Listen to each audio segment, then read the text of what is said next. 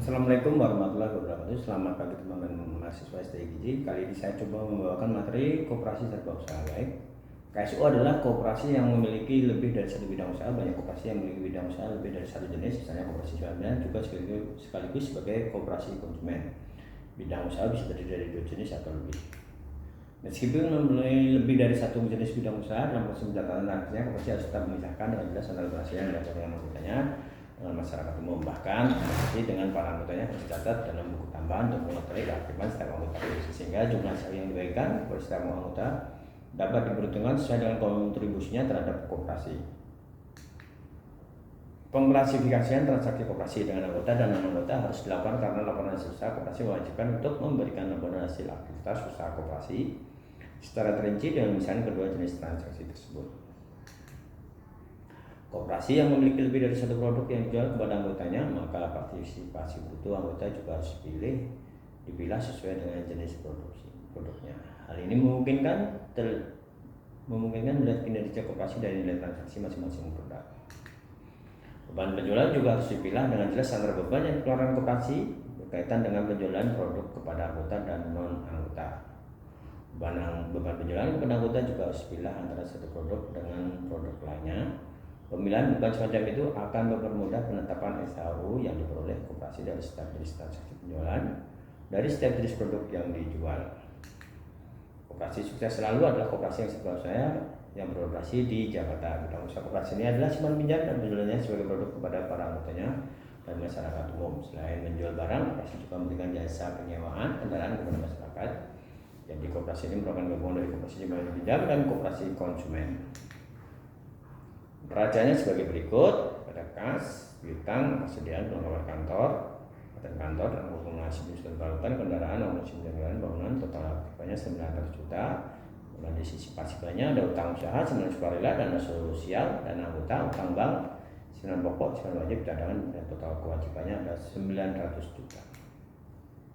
Transaksi selama 2 Januari 2020 dibeli sejumlah barang dengan senilai 80 juta, di mana sebanyak 25 juta dibayar tunai, sisanya dibayar pada bulan Februari 20. Jadi jumlahnya adalah persediaan kas pada utang usaha 80 juta pada 25 pada 55 juta.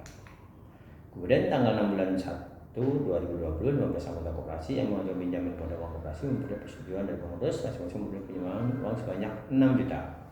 Atas pemberian pinjaman itu setiap anggota dikenakan provisi 100.000. Jadi jumlahnya piutang anggota 90 juta, kas pada partisipasi jasa anggota 1,5, kemudian kasnya 8,5.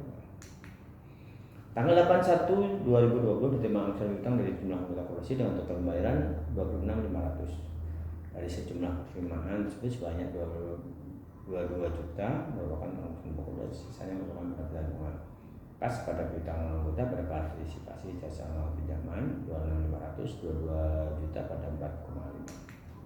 Kemudian 11 Januari 2010 jumlah barang dengan harga pokok 32 juta dijual secara tunai seharga 35.500 kepada PT Aman, salah satu perusahaan yang beroperasi di dekat koperasi tersebut. Jumlahnya adalah kas pada penjualan 35.500, kemudian harga pokok pada persediaan 32 juta. Tanggal 12 bulan 1 2020 sejumlah anggota koperasi menarik simpan sukarela mereka yang dimiliki sebesar Rp 12 juta, simpan sukarela pada kas 12 juta. Kemudian tanggal 14 tanggal 1 2020 berikan bantuan sosial kepada masyarakat tidak mampu di salah satu desa senilai 6 juta. Jumlahnya adalah dana sosial pada kas 6 juta. Kemudian tanggal 16 bulan 1 2020 dibayar penerimaan bunga bank sebesar 3,5. Dan tanggal 17 bulan 1 2020 dijual secara kredit barang dengan harga pokok 27 juta dan setengah anggota dengan harga jual 29 juta. Jumlahnya adalah beban bunga bank pada kas 3,5. Kemudian piutang anggota pada partisipasi anggota sebesar 29 juta dan beban pokok pada persediaan 27 juta. 19 Januari 2020 dibayar utang kepada pemasok barang koperasi sebesar 45 juta.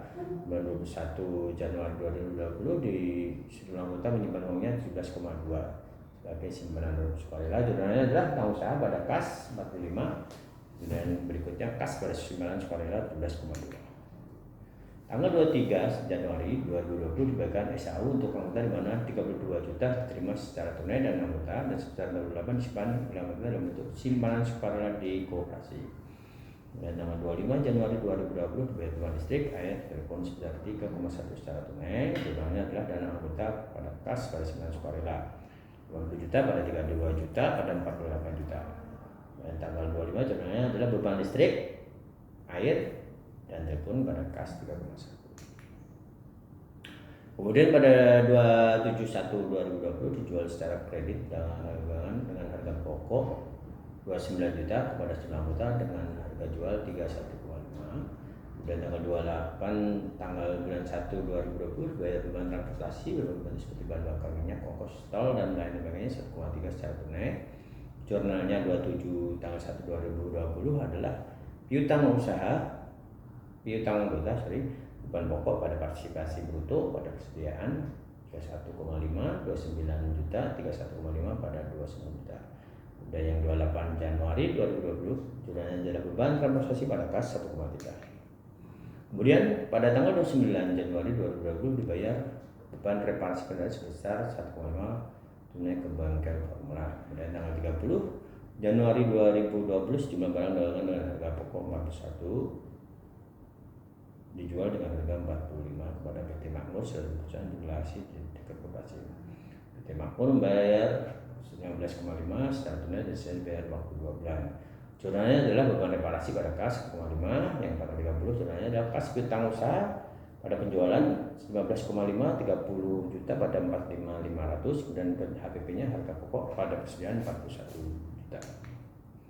Dan tanggal 31 Januari 2020 dibayar gaji pegawai koperasi bulan Januari sebesar 6,2, jumlahnya adalah beban gaji pada kas 6,2. Adapun neracanya adalah 31 Januari 2020 jadi 1,130